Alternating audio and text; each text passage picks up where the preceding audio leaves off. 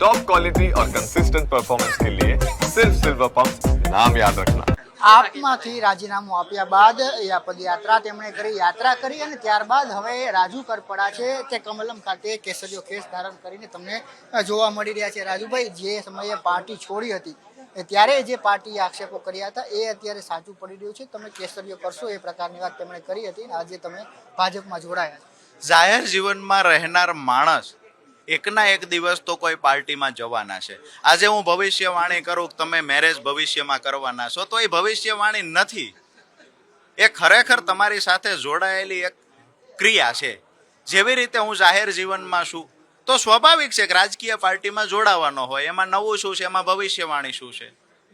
એમને જે આક્ષેપો કર્યા છે આજે પણ આક્ષેપ કરશે ને ભવિષ્યમાં પણ કરશે. મને એવું લાગે છે કે એમના જે આક્ષેપો હતા એ છેલ્લા 2 દિવસમાં ઉઘાડા થઈ ગયા છે. મારે કોઈ પાર્ટીનું નામ લેવું નથી, મારે અમુક જે લુખા ટપોરીની ભાષા કોઈ બોલતા હોય એવા ધારાસભ્યોનું મારા મોઢેથી નામ લેવું નથી. અને વિનંતી કરું છું કે અમારું કામ ખેડૂત હિતમાં જે કાંઈ નિર્ણય લઈ શકાય અથવા લેવડાવી શકાય અથવા ખેડૂતનું ભલું ક્યાં થઈ શકે આ વિચારવું એ કામ રાજુ કરપડાનું છે. ખેડૂતોને ઉશ્કેરવા, યુવાનોને ઉશ્કેરવા એ કામ અન્ય લોકોનું છે. મારું કામ કરવા દો, એ એમનું કામ કરે છે. આવનાર સમયમાં ગુજરાતની જનતા ચોક્કસથી જવાબ આપશે.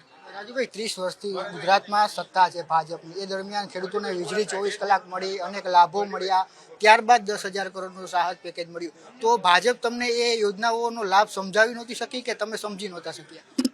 એક વાત ચોક્કસથી કહીશ કે યુવાનીનું જોશ હોય, જુસ્સો હોય, નાના મોટા જે પ્રશ્ન છે એ વખતે તો એવું થતું હોય શું કામ પ્રશ્નનું નિરાકરણ ના આવે. સમય જેમ જેમ જાય છે એમ સમજાય છે કે સરકાર માત્ર આપણે નેગેટિવ બોલીએ આવું નથી હોતું.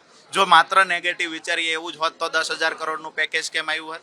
જો માત્ર નેગેટિવ વિચારીએ એવું હોત તો આજે અન્ય રાજ્યની અંદર 7% રિફંડ આપવામાં નથી આવતું. પાક ધિરાણ લોનમાં ગુજરાતમાં 7% રિફંડ આપવામાં આવે, અન્ય જગ્યાએ 3% 4% છે.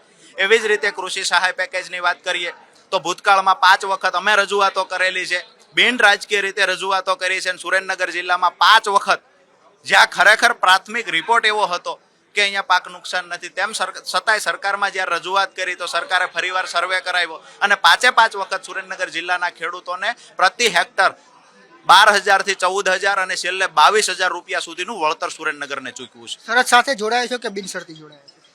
હું એક વફાદાર સૈનિક છું, દલાલ નથી, શરત ના હોય.